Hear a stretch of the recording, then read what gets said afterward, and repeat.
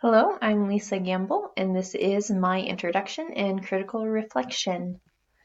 First, my personal demographics. I am currently working towards completing my 6th year of teaching.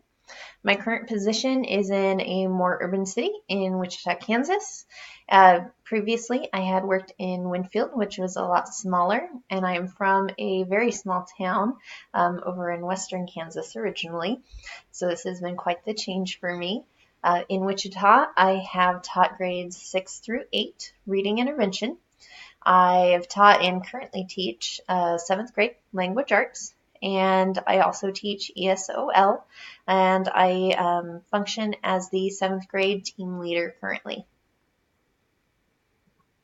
My work environment houses 500 students right now. Of those students, I see about 85 every day. Over 80% of them receive free and reduced lunches, 15% have educational IEPs, and 3% have behavior plans.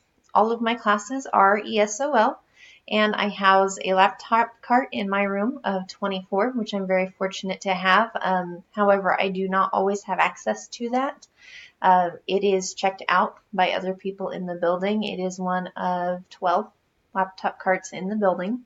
I do have access to a smartboard and a document camera in my room, and we do have a computer lab housed in the library that anyone can check out and use.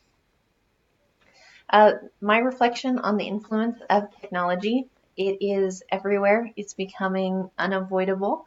Students really should be taught how to appropriately interact with technology. They need to learn digital citizenship.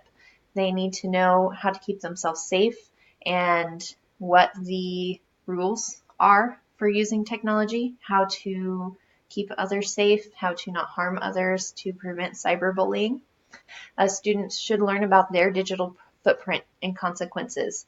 Know that the things that they put online will not go away. They can be found, they are there forever, and the things that they put out there may have consequences in the future. They should learn basic typing skills and have the opportunity to discover their own applications, how they want to use technology in the future, how it will help them for their future plans and goals. Critique for myself, I currently use tools such as Smartboard. I use it for presentations daily. I also use it for the interactive component for students. I do use my document camera.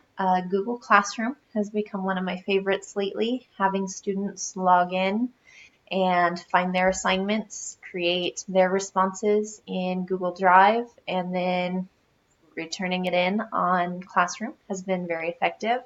I've just begun Classcraft, which is a classroom management tool kind of similar to D&D. It's been very creative and fun and very engaging for students. And I previously used and become very familiar with Edmodo. Areas I struggle in is iPad. I'm currently going to iPad training for the district. I have one as a team leader in my building, but I struggle to use it and I often avoid it. Anytime I start to learn about new technology, I find I have a very low frustration point. So I hit that quickly and I'm ready to shut it off and put it away. So I'm very excited for this class to broaden my knowledge of technology and uses. I'm excited to take some time to learn it and slowly throughout the course of a week and find applications for it. I plan to implement everything that I learn so I can improve my mastery of the skill and find its practical applications. So I'm not going to just use it once for the assignment and be done. I plan on continuing to use it so I'm actually familiar with it and actually understand it. And I will continue to research new possibilities after this course. Funding does affect technology in a very big way.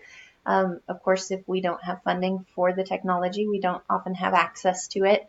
That is not something I foresee really being an issue to impact my plan because I do have easy access to laptops for my students.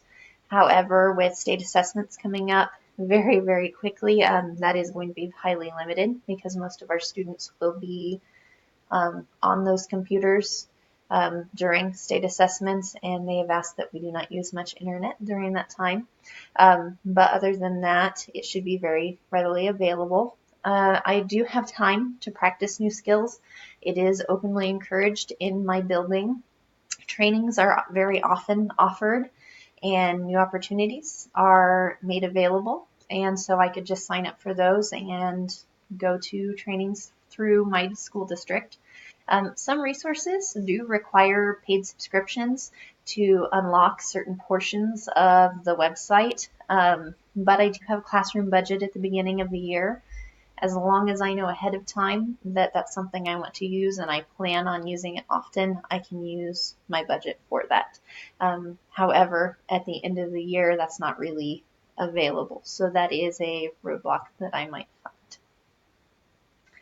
That is all I have right now. Thank you for listening.